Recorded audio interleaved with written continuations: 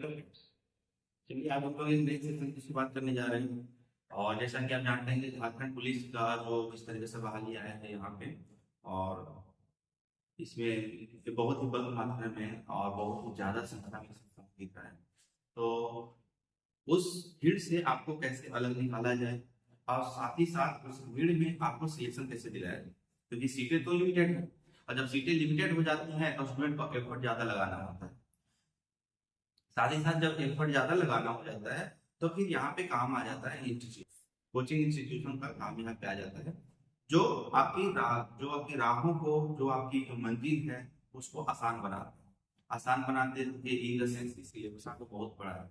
जब आप self study करते हैं तो सेल्फ स्टडी करने में आपको बहुत ज्यादा टाइम लग जाता है, लेकिन उसी टाइम को मिनिमाइज करके एक ड्रग्स के रूप में, कंक्रीट के रूप में जो भी मटेरियल हमें दिया जाता है, और साथ ही साथ आपको पढ़ने में जो सुविधाएं उपलब्ध कराई जाती हैं, इस तरीके से क्या हो जाता है कि वो थोड़ा थोड़ा आसान हो जाता है। ये नहीं कर सकते क्योंकि करने वाली काम ही थोड़ा सा स्टूडेंट पे डिपेंड होता है, निर्भर होता है। तो इस तरीके से हमारा कोचिंग संस्थान गुरुकुल विजन एकेडमी, ठीक है, तो एक नया बैच स्टार्ट करने जा रही है, जो कि आपका ऑफलाइन मोड में एक बेहतर क्लासरूम के साथ में प्रोग्राम किया जा रहा है, जिसमें कि हर जो जितने भी सब्जेक्ट है उनके अलग अलग फैकल्टी आपको देखने को मिलेगी और वो आकर अपना बेस्ट देंगे और आपका सिलेक्शन में कहीं ना कहीं बहुत अच्छा योगदान निभाएंगे। ठीक है, तो आप लोग इस नंबर पे कांटेक्ट करें 9229202053 4। ठीक है, इस तरीके से 9229200617 इस नंबर पे आप लोग कांटेक्ट करें और जल्दी जल्दी एनरोल कराएं। ये जो बैच है सुबह के टाइम में 7 बजे से लेकर 10 बजे तक ये स्टार्ट हो चुका है। और हम लोग की कोशिश यही है कि जल्दी से जल्दी बैच को स्टार्ट करके और बच्चों को ज्यादा से ज्यादा कम समय में ज्यादा से ज्यादा मटेरियल प्रोवाइड करा सके। तो चलिए हम ज्यादा इससे ज्यादा बातों नहीं करते हुए हम लोग अपना डायरेक्ट अपना सेशन पे आते हैं। अब ये जो सेशन है आपका, ये जो सेशन है आपका, उसमें क्या है कि ये हर दिन आप लोग को यूट्यूब पे एक ऐसे ही क्लास मिलते रहेगा। आप लोग आए, उस दिन प्रैक्टिस करें और ज्यादा से ज्यादा शेयर करें, ज्यादा से ज्यादा लोगों से सब्सक्राइब करें कि आप पुलिस में वैसे छात्र मैक्सिमम आते हैं जिन जो बैकग्राउंड, उनका बैकग्राउंड अच्छा नहीं होता है, जो बैकग्राउंड ग्रामीण क्षेत्र से आते हैं, जो सुविधाओं से वंचित रहते हैं। तो ये इंस्टीट्यूशन उन्हीं छात्रों के लिए डेडिकेटेड है जो इसमें आप लोग अच्छा से तैयारी करें और अपना सिलेक्शन करें। ठीक है, चलिए तो आते हैं भारतीय नागरिक संविधान। आपको 100 क्वेश्चन का सीरीज आप लोग हर दिन देखने को मिलेगा, तो आप लोग इस सीरीज को मिस ना करें। और चलिए चैनल को सब्सक्राइब करें। चलिए देखिए क्या लिखा है। भारतीय संविधान की रचना में निम्नों में से किसने सर्वाधिक गंभीर प्रभाव छोड़ा? सर्वाधिक गंभीर प्रभाव किसने छोड़ा?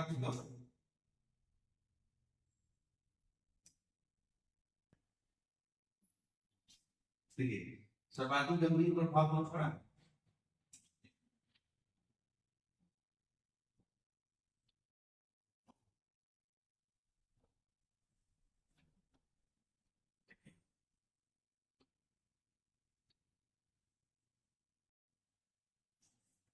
सर्वाधिक गंभीर प्रभाव किसने छोड़ा? तो देखिए आपका ही भारत सरकार अधिनियम 1935। देखिए सबसे पहली बात कि 1919 में पहली बार कॉन्स्टिट्यूशनल रिफॉर्म हुए, जो प्रांतों में, जो भारतीय प्रांत उस समय प्रांतों को स्वायत्तता दी गई। लेकिन 1935 का जो है केंद्र में वैध शासन प्रणाली को लाया गया।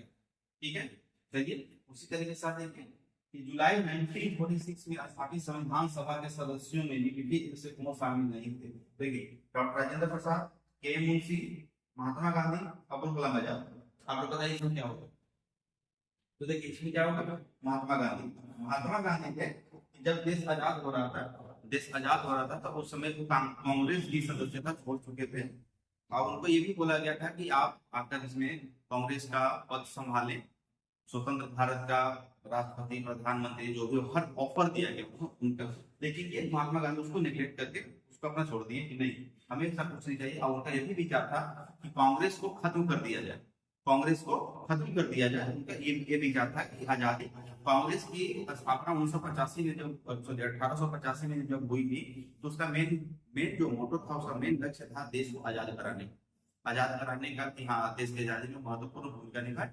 लेकिन जब वो नहीं निभा पाया, तो सॉरी, बहुत अच्छा से निभाया, और क्या हुआ कि 1947 में जब देश आजाद हुआ, तो महात्मा गांधी का ये विचार आया था कि कांग्रेस को जब खत्म कर दिया जाए, कांग्रेस को एक पार्टी के रूप में आगे स्वतंत्र भारत का राजनीतिक पार्टी के रूप में उसको नहीं चलाया। चलिए ठीक है, आगे क्या है आपका, देखिए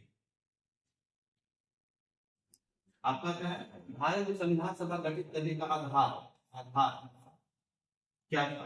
तो देखिए, भारतीय राष्ट्रीय कांग्रेस का प्रस्ताव, कैबिनेट मिशन 1947, भारतीय स्वतंत्रता अधिनियम 1947, भारतीय डोमिनियन के प्रांतीय राज्य विधानमंडल का प्रस्ताव। तो इनमें से कौन होगा आपका, तो आपका आंसर बी हो जाएगा, कैबिनेट मिशन के प्लान। ठीक है, भारतीय संविधान सभा गठित करने का, याद रखिएगा, जो वर्तमान में संसद है वो नहीं था, संविधान सभा था। ठीक है, तो ये देखिए आपका कौन सा हो गया आपका, option D, cabinet mission plan 1946। स्वतंत्र भारत की लोकसभा का पहला अध्यक्ष कौन थे। ठीक है, आप लोग बताइए, स्वतंत्र भारत का पहला अध्यक्ष कौन थे, जीवी मावलंकर। कौन थे, जीवी मावलंकर, जीवी मावलंकर थे।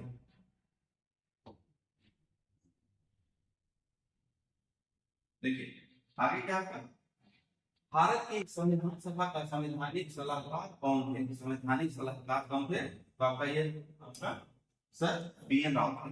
कौन थे, सर बी एन राव। प्रारूप समिति के अध्यक्ष कौन थे, बी आर अम्बेडकर थे। ठीक है, स्वतंत्र भारत का पहले राष्ट्रपति डॉक्टर राजेंद्र प्रसाद हुए।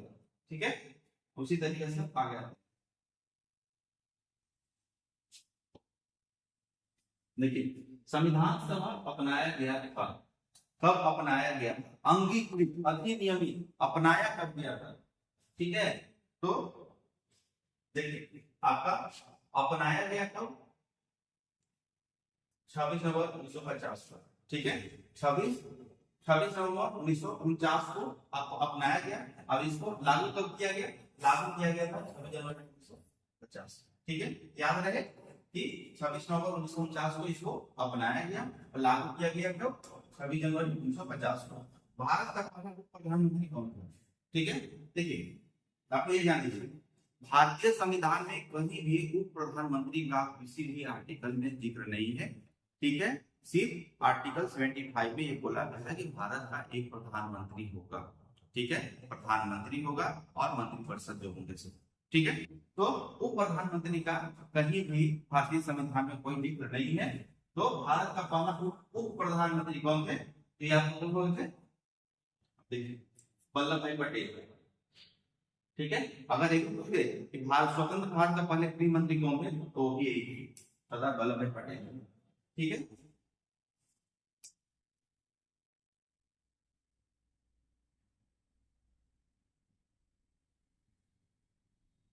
आगे देखिए, निम्नलिखित में से भारतीय संविधान सभा के अध्यक्ष कौन, देख रहे ना, अध्यक्ष कौन है, निम्नलिखित में से भारतीय संविधान सभा के अध्यक्ष कौन है। देखिए अध्यक्ष कौन थे, डॉक्टर राजेंद्र प्रसाद। ठीक है, अध्यक्ष कौन थे, डॉक्टर राजेंद्र प्रसाद। अब यह क्या देखिए, ये अस्थायी अध्यक्ष है, अस्थायी अध्यक्ष है।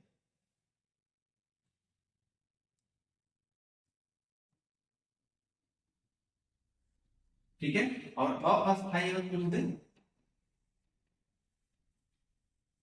अस्थायी तो सच्चिदानंद सिन्हा, सच्चिदानंद सिन्हा। ठीक है, अस्थायी अध्यक्ष। आगे देखिए, भारत के पहले राष्ट्रपति के रूप में डॉक्टर राजेंद्र प्रसाद का चुनाव किया गया था। ठीक है, किसके द्वारा चुनाव किया गया था, जैसे आज अप्रत्यक्ष प्रणाली के द्वारा राष्ट्रपति के चुनाव किए जाते हैं, यानी कि जनता के द्वारा चुने हुए प्रतिनिधि कौन होते हैं, तो लोकसभा, राज्य विधानसभा। ठीक है, ये सब मिलकर होते हैं। तो वो लोकसभा, राज्यसभा, विधानसभा ये सब मिलकर क्या करते हैं, जिसमें निर्वाचित सदस्य होते हैं उनके द्वारा राष्ट्रपति का चुनाव किया जाता है। उसी तरीके से उस समय भी संविधान सभा के द्वारा किया गया था। ठीक है, किसके द्वारा किया गया था, संविधान सभा के द्वारा किया गया था।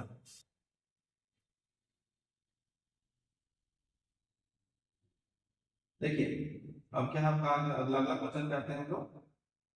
देखिए हमारा राष्ट्रगान पहली बार कब और कहाँ गाया गया था। ठीक है, तो पहली बार कहाँ गाया गया था आपका 27 दिसंबर। देखिए 27 दिसंबर 1911 को कलकत्ता अधिवेशन में गाया गया था। ठीक है, राष्ट्रगान क्या हम लोग का जनगण मन। और जनगण मन कौन किसने लिखा था, तो ये लिखे थे आपका, बताइए, टैगोर जी लिखे थे ना, रविन्द्रनाथ टैगोर लिखे थे। ठीक है, उसी राष्ट्रगान पहली बार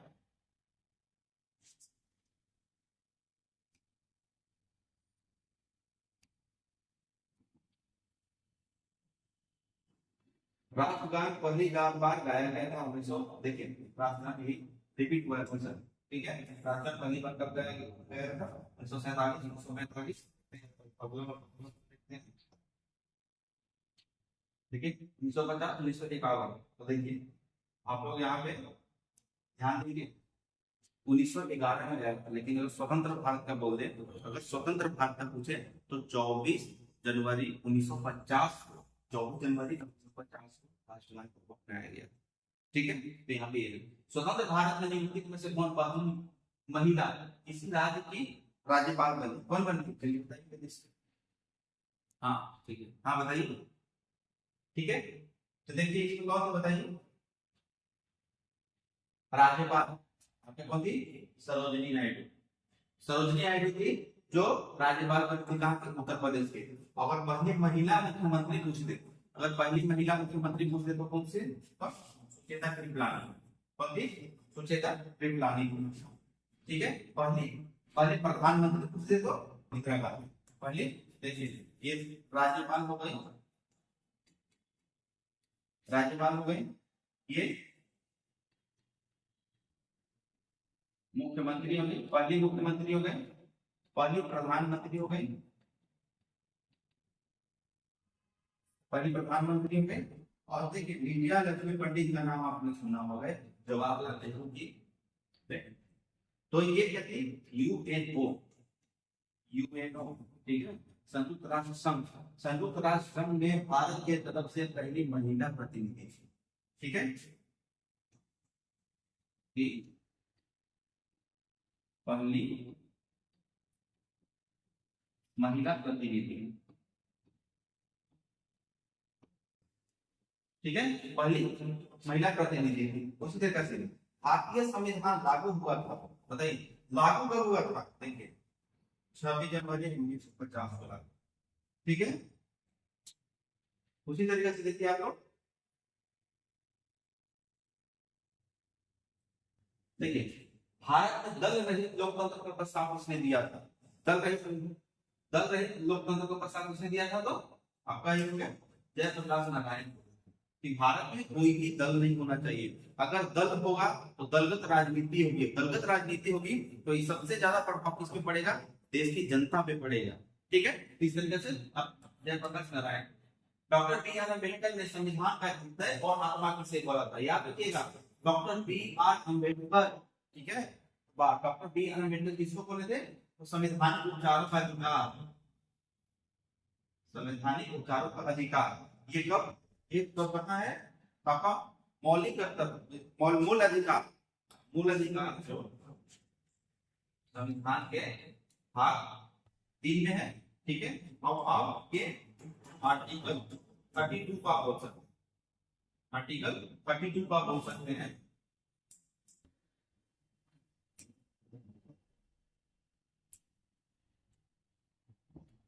आर्टिकल 32 बोलो संविधानिक उपचार का अधिकार बोलते हैं। समानता का अधिकार क्या है, आर्टिकल 14। ठीक है, शोषण के विरुद्ध अधिकार क्या है, चलिए आप लोग बताइए, शोषण के विरुद्ध अधिकार आर्टिकल 24। ठीक है, उसी तरह धर्म की स्वतंत्रता आप आर्टिकल 25 से आर्टिकल 30 तक आप चले जाइए तो धर्म की स्वतंत्रता आपकी हो जाती है। ठीक है, उसी तरीके से भारत के संविधान सभा ने इस वर्ष कामकाज प्रारंभ किया था, इस वर्ष कामकाज प्रारंभ किया था। तो कैबिनेट मिशन का जब प्रस्ताव आया, तो कैबिनेट मिशन के प्रस्ताव पर संविधान सभा का गठन किया गया था। तो उसमें 1946 में पहली बार क्या हुआ था, संविधान सभा ने किस काम प्रारंभ करती है। ठीक है, आगे क्वेश्चन देखते हैं। देखिए, संसद ने केंद्रीय कक्ष में संविधान सभा की पहली बैठक कब हुई थी। देखिए, पहली बैठक कब हुई थी। देखिए, पहली बैठक 9 दिसंबर 1946 को हुआ था। ठीक है, 9 दिसंबर 1946 को। अब किसी संविधान सभा के अस्थायी किसी के और अस्थायी अध्यक्ष, अस्थायी अध्यक्ष किसको बनाया गया था,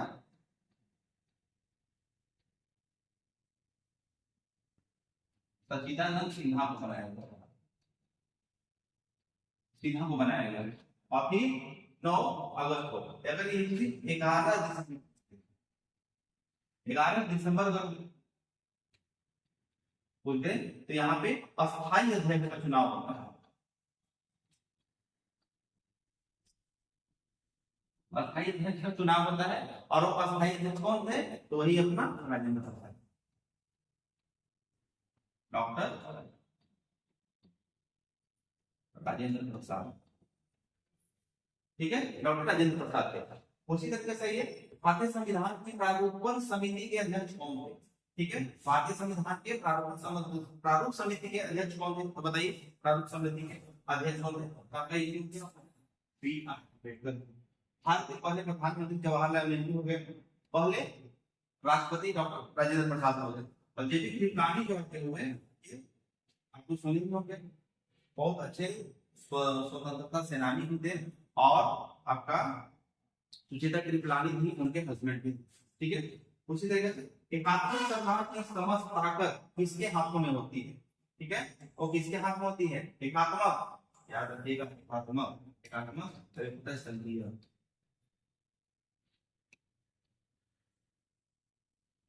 ठीक है, एक होता है एकात्मक सरकार, अब एक होता है संघीय सरकार। संघीय सरकार जो अपना, जो आप देखेंगे भारत में देखेंगे संघीय व्यवस्था आपको देखने को मिलेगा।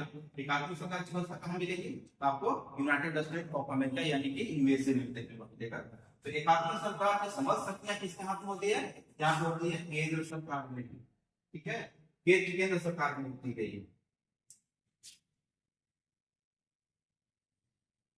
और हाँ, इस पर से आप लोग याद रखिए कि जब इमरजेंसी लगता है या आर्टिकल 356 का, आर्टिकल 360 का जब वित्तीय आपातकाल या राष्ट्रपति शासन लगता है या नेशनल इमरजेंसी लगता है, वहां पे भारत का जो संविधान है वो अधिकतर रूपों में क्या हो जाता है, एकात्मक सरकार बन जाती है। ठीक है,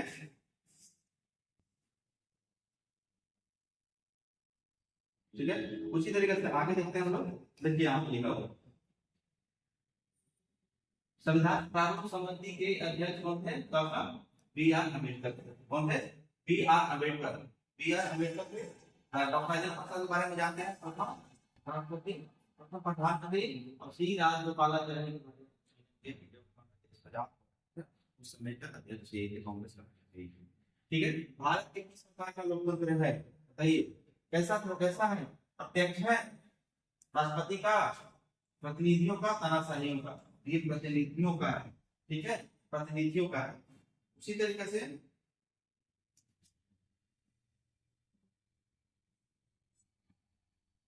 आगे देखिए, निम्नलिखित में से कौन सा देश आधुनिक लोकतंत्र की स्थापना करने वाला पहला देश था, तो पहला देश कौन था आपका, अमेरिका था। ठीक है,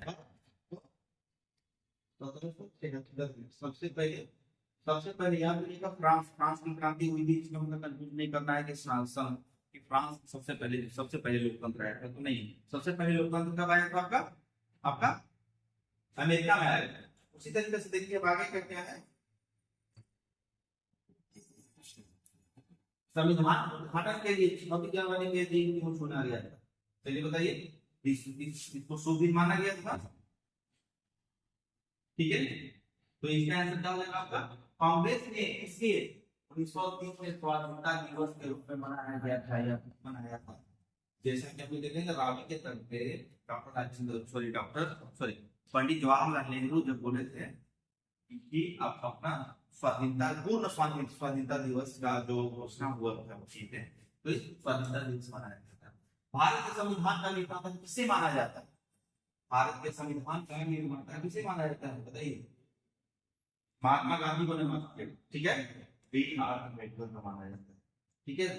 निर्माता किसको? यही प्रारूप समिति के अध्यक्ष भी थे, और संविधान जो जितना भी संविधान लिखाया था 2 वर्ष 11 महीना 18 दिन जो लगा था वो इसकी। भारतीय संविधान को अस्तित्व में कब आया था? अस्तित्व में कब आया? ठीक है, देखिए आपका अस्तित्व में कब आया? 26 जनवरी 1950।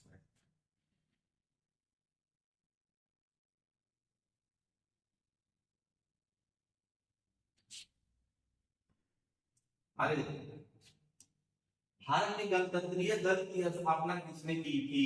गणतंत्रीय दल की स्थापना किसने की थी? तो आपका बी आर अम्बेडकर हो जाएगा, ठीक है, बी आर अम्बेडकर हो जाएगा। भारतीय संविधान की मसौदा समिति के समक्ष प्रस्तावना किसके द्वारा प्रस्तुत की गई थी? प्रस्तावना प्रस्तावना जो आज का जो हम लोग जो संविधान का उद्देशिका पढ़ते हैं, जो प्रेम्बल बोलते हैं, ठीक है, ये किसके द्वारा किया गया था? जवाहरलाल नेहरू के द्वारा किया गया था। किसके द्वारा? जवाहरलाल नेहरू के द्वारा। ये महात्मा गांधी जो हमारे राष्ट्रपिता हो गए, ठीक है, बी आर अम्बेडकर प्रारूप समिति के अध्यक्ष हो गए, ठीक है। संवैधानिक सलाहकार कौन थे? बी एन राव हो गए, ठीक है।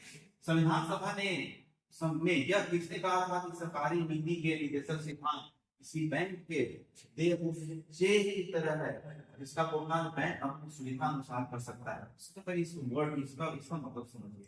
देखिए, जब संविधान जब लिखा जा रहा था तो उसमें ये हुआ था, सबसे पहले देखिए कॉन्सेप्ट, मैं बार बार कहता हूँ कि आप लोग कॉन्सेप्ट पे काम कीजिए लगातार। इसमें आप बस केटी साहब को अगर ठीक करके निकल जाते हैं केटी साहब को, तो उससे क्या फायदा? केटी साहब से क्या फायदा है? लेकिन जब आप उसको समझ लेंगे तो आप हमेशा कभी नहीं भूलेंगे। सबसे पहले ये है कि किसी बैंक के चेक की तरह है, इसका भुगतान बैंक अपनी सुविधा अनुसार करता है। लेट्स सपोज कीजिए आप लोगों के पास आपके बैंक में अकाउंट है, ठीक है, तो आप किसी को पेमेंट करते हैं तो उसमें एक डेट लिखते हैं, कि हाँ इतना डेट को ये चेक इतना डेट से वैलिड होगा, ठीक है। तो जब इतना डेट से वैलिड होगा तो एक लिमिटेड टाइम ऑफर होता है, 3 महीने का टाइम ऑफर होता है चेक पे, कि 3 महीने के अंदर आपको उसका वैलिडिटी होता है। कभी भी जाए आप जाए बैंक में डालें और पैसा निकल जाए, ठीक है। तो ये हुआ। तो उसी तरीके से जब संविधान लिखा जा रहा था तो उस समय क्या होता, मूल कर्तव्य जो मौलिक अधिकार लिखे जा रहे थे, तो सरकार की तरफ से ये बात हो गया था कि जब सरकार मौलिक अधिकार यानी जनता को अधिकार दे दिया गया था, और जब जनता को ही अधिकार ज्यादा से ज्यादा दे दिया जाएगा तो जनता को हमेशा डिमांड करेगी। लेकिन सरकार के पास अगर उतनी रिसोर्सेस रहेगी तब तो देगी ना, तो सरकार उस रिसोर्सेस के अनुसार ही जनता को फुलफिल करेगा। तो जो हमारा जो मूल अधिकार था जो भाग 3 में था, उसी को काउंटर करने के लिए चाप लाया गया, नीति निर्देशक सिद्धांत लाया गया। तो नीति निर्देशक सिद्धांत में क्या है आपका? नीति निर्देशक तत्व, यानी नीति निर्देशक तत्व कोर्ट में आप लेके नहीं जा सकते कि सरकार ये नहीं कर रही है, सरकार मुझे ये नहीं दे रही है, तो उसके लिए उसमें नहीं जा सकते। लेकिन अगर आप मूल अधिकार का हनन होता है, कहीं भी कोई दिक्कत होता है, तो आप डायरेक्ट सुप्रीम कोर्ट आर्टिकल 32 और आपका हाई कोर्ट आर्टिकल 32 के अनुसार आप सुप्रीम कोर्ट जा सकते हैं, और आर्टिकल 226 के अनुसार इसमें हाई कोर्ट जा सकते हैं। चलिए ठीक है, आगे बढ़ते हैं। भारत में कैबिनेट मिशन के लिए भेजा गया था, ठीक है, भारत में कैबिनेट मिशन किसके लिए भेजा गया? किसके लिए भेजा गया? चलिए इसको देखते हैं हम लोग। देखिए, इसमें भेजा गया था शक्ति के अंतरण के लिए एक संवैधानिक व्यवस्था बनाने के लिए भेजा गया, ठीक है। कि भारत जब देख रहे हैं कि द्वितीय विश्व युद्ध जब समाप्त हुआ था तो इंग्लैंड की प्रभुत्ता पूरी तरह से समाप्त हो चुकी थी, 2 शक्तियां बन के आ चुकी थी, एक था रसिया यानी रूस, दूसरी तरफ था अमेरिका। तो इन दोनों के बीच में जब शक्तियां आ गई थी, क्योंकि जर्मनी को हटाने के लिए ये दोनों महत्वपूर्ण भूमिका निभाए थे, तो उस कंडीशन में क्या हुआ कि आपका ब्रिटेन की शक्ति पूरी तरह क्षीण हुई थी, एकदम दुर्बल हो चुका था। इसीलिए कैबिनेट मिशन को भेजा गया कि जाओ वहां पे जाकर जितने भी कांग्रेस है, आपका मुस्लिम लीग है, सबको बना देना वो किसी तरह से सॉल्यूशन निकालो, इसके लिए हुआ है, ठीक है। इसमें आंसर बी होगा। भारत की संविधान सभा की किसके कहने पर बनाई गई थी? किसके कहने पे बनाई गई थी? तो आपका यही है कैबिनेट मिशन के कहने पे, ठीक है। उसी तरीके से देखिए अगर इसको मिलाने के लिए दे दिया जाए तो देखिए अगर हम लोग मिलाते हैं तो सबसे पहले कागज का प्रस्ताव आया, उसके बाद फिर सबमिशन आया, उसके बाद आपका वेपन प्लान आया, फिर आपका कैबिनेट मिशन आया, तो नहीं तब ये सक्सेसफुल रहा। ठीक है, भारत के संविधान का गठन के द्वारा किया गया था। संविधान का गठन किसके द्वारा किया गया था बताइए? संविधान सभा के द्वारा किया गया। किसके द्वारा? सॉरी, विधानसभा के द्वारा किया गया। विधानसभा यहाँ ठीक है, तो संविधान सभा भी आपका संविधान सभा संविधान का संविधान सभा में होगा।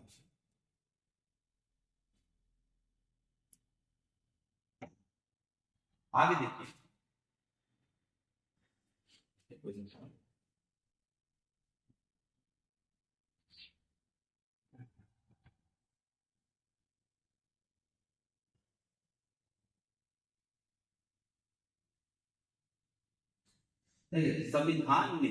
संविधान ने राष्ट्रगान कब अपनाया? देखिए इससे पहले भी बता दूं मैं आपको, तो चलिए आपको आंसर देंगे। भारत संविधान सभा ने राष्ट्रगान कब अपनाया था? तो 24 जनवरी 1950 को अपनाया था। ठीक है, प्रथम केंद्रीय विधानसभा का गठन कब किया गया था? प्रथम याद रखिए, प्रथम केंद्रीय विधानसभा का गठन कब किया गया था? ये बहुत ही इंपॉर्टेंट क्वेश्चन है। ठीक है, वही कब हुआ था? 1920 में हुआ था। 1920 में कब क्यों हुआ था? तो मॉन्टेग्यू जेम्सफोर्ड रिफॉर्म आया था, याद है 1919 में। मॉर्लेमेंटो कब आया था? 1909 में आया था। ठीक है, तो मॉन्टेग्यू जेम्सफोर्ड के आधार पर 1920 में आपका प्रथम केंद्रीय विधानसभा का गठन किया गया था। ठीक है, आगे आते हैं। देखिए, जिस संविधान सभा द्वारा भारत के संविधान का अधिनियमित किया गया उसके सदस्य कौन थे? बताइए कौन थे? ठीक है, राजनीतिक दलों के द्वारा नामित थे, विभिन्न प्रांतों के विधानसभाओं द्वारा निर्वाचित थे, लोगों द्वारा सीधे निर्वाचित थे, गवर्नर जनरल द्वारा नामित थे। तो इसका आंसर होगा विभिन्न प्रांतों की विधानसभाओं द्वारा निर्वाचित थे, यानी अप्रत्यक्ष रूप से चुन के लिए गए थे। इसमें कहा जाता है 10 लाख पे एक प्रतिनिधि को चुना गया। ठीक है, आगे देखिए आप आगे क्या होगा आपका। राजनीतिक स्वतंत्रता का अर्थ क्या है? तो देखिए, सरकार के ऊपर जनता का नियंत्रण, ठीक है, लोगों की मुक्त राजनीतिक गतिविधियां, राजनीति और लोकतंत्र के बीच सहयोग, मतदाता अपनी सरकार बना सकते हैं और अपदस्थ कर सकते हैं। ये तो जनता के हाथ में होता है।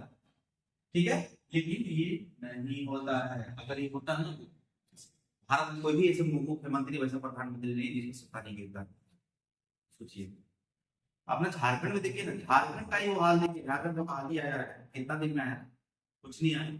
अगर ऐसा रहता ना तो यहाँ पे अब तक तो मानकर चलिए कि ऐसा दुख आके है कि 6 लोग मुख्यमंत्री बने हैं और 12 मुख्यमंत्री बनेंगे और 20 साल के उम्र में 12 मुख्यमंत्री। बताइए कौन सा रेशियो है? अगर यहाँ पे रहे ना तो 20 साल में जितना भी एक दिया जाए ना उतना डेक हो जाएगा। और हाल ही फिलहाल में देखिए किसी सरकार गिरने वाली जैसा कंडीशन चल रहा है यहाँ। ठीक है, उसी तरीके से जब आप लोग देखेंगे क्या है, भारत पूर्ण संप्रभु लोकतांत्रिक गणतंत्र कब बना? ठीक है, भारत पूर्ण संप्रभु लोकतांत्रिक गणतंत्र कब बना? देखिए यहाँ पे आपका इसको 1950 कर दिया। ठीक है, 1950। ठीक है, 26 जनवरी 1950 को ये बना। ठीक है, आगे देखते हैं।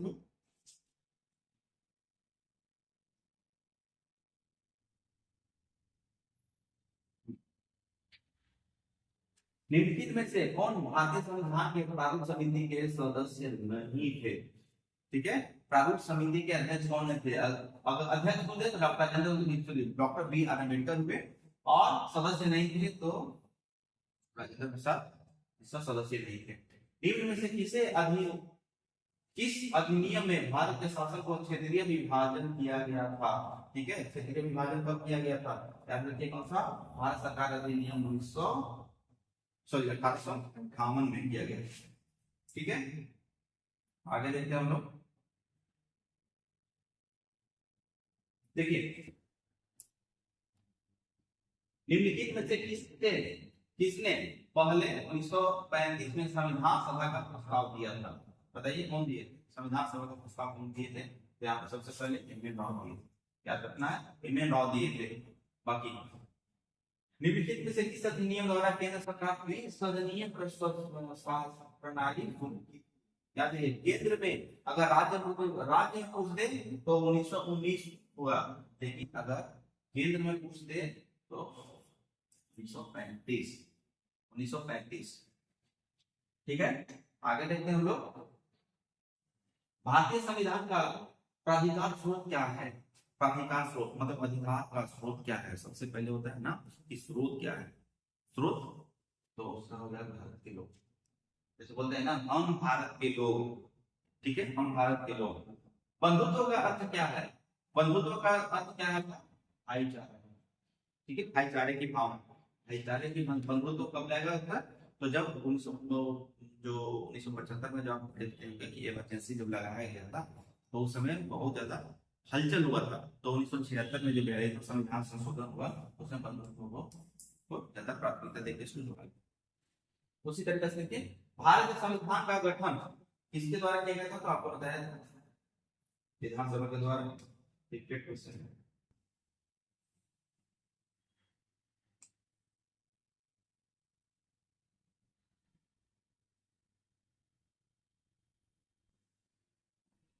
आगे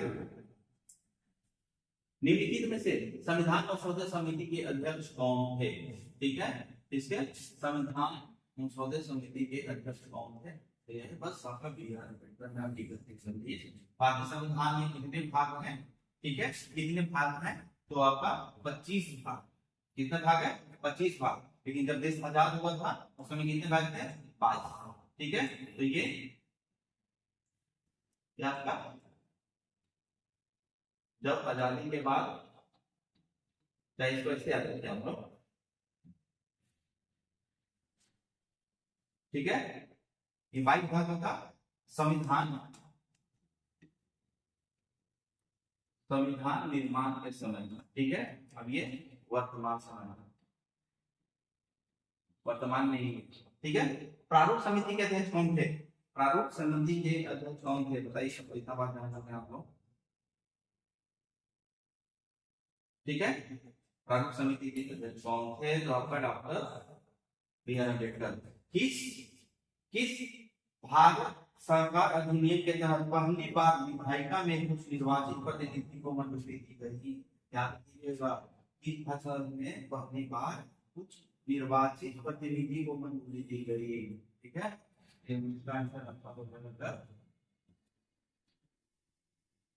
1909 के अधिनियम में दिया गया था। ठीक है, 1909 के अधिनियम में दिया गया था। संविधान सभा का सदस्य कौन नहीं था? संविधान सभा का सदस्य कौन नहीं था? अभी जस्ट इसे क्वेश्चन है, कौन से थे? तो महात्मा गांधी। भारत के संविधान सभा की पहली बैठक की अध्यक्षता किसने की थी? याद रखिए, पहली बैठक की अध्यक्षता कौन किए थे? अध्यक्षता सच्चिदानंद सिन्हा किए थे। अस्थायी अध्यक्ष यानी कि एक का बात कर रहा है 9 दिसंबर। ठीक है, 1946। अब अगर इनका बोलते तो 11 दिसंबर। ठीक है, उसी तरीके से आगे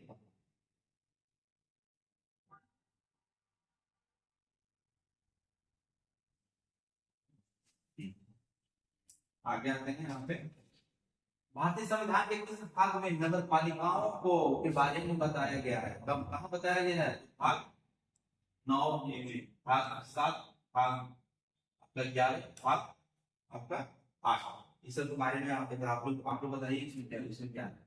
ठीक है, ठीक है, बहुत इजी है, आप लोग इसमें बता सकते हैं आराम से।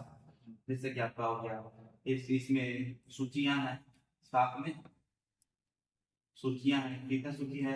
एक होता है केंद्र सूची, होता है एक राज्य सूची, होता है अब एक समवर्ती। ठीक है, समवर्ती सूची। केंद्र सूची में कितना होता है? 97 विषय है। राज्य सूची में कितना? 61 है। समवर्ती सूची में कितना? 52 है। ठीक है, इतना बता दिए। चलिए अब आप लोग को बताना है इसमें बाकी का, तो आप बताइए कमेंट सेक्शन में, आप लोग इसमें कमेंट कीजिए। ठीक है, भारतीय संविधान का कौन सा भाग केंद्र शासित प्रदेशों के बारे में बताता है? केंद्र शासित प्रदेशों के बारे में बताता है, बताइए कौन सा है? देखिए यहीं पर बता देता है भाग, रिपीट क्वेश्चन यहाँ पे। तो आपका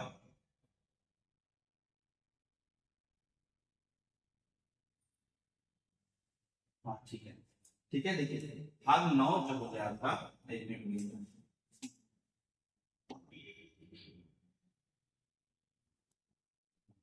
देखिए भाग 9 हो गया आपका नगर, आपका यहाँ नगर पालिका हो गया। तो भाग आपका कौन, भाग 9 हो गया आपका पंचायत, ठीक है। भाग 7 आपको बताया नहीं, सूचियां हो गई, सूचियां हो गई, ठीक है। भाग आपका 6 इससे कितना हो गया, राज्य से, राज्य से हो गया, एक भाग 8 हो गया आपका केंद्र, आपका केंद्र शासित प्रदेश से। तो चलिए आज हम लोग 50 क्वेश्चन का यही सेट में हम लोग आपको रोकते हैं, क्योंकि अब इसके आगे आप लोग का मैथ का क्लास है, और कल से ही हम लोग 100 क्वेश्चन का सिस्टम हम लोग करके और आप लोग के पास दिया जाएगा। और आप लोग ज्यादा से ज्यादा इसको शेयर कीजिए, ज्यादा से ज्यादा आप लोग इसका लाभ उठाइए, और उन छात्रों तक पहुंचाइए जिन छात्रों को, जो छात्र कहीं न कहीं कुछ समस्याओं से जूझ रहे हैं। देखिए जिनके पास पैसे होते हैं वो तो कहीं भी क्लास कर सकते हैं, कुछ भी कर सकते हैं, बट उन छात्रों को बहुत ज्यादा जरूरत है जिनके पास संसाधनों की कमी है। तो हमारा जो गुरुकुल विजन अकेडमी है, जो उन छात्रों के लिए डेडिकेटेड है और हर स्तर से, हर स्तर से उन लोगों को मदद करने के लिए तत्पर है, जो कहीं न कहीं किसी समस्याओं से जूझ रहे हैं, ठीक है। तो हमारा बैच स्टार्ट हो चुका है, जैसा कि हम लोग ऐसा बताया है, ये मेरा बैच झारखंड पुलिस का,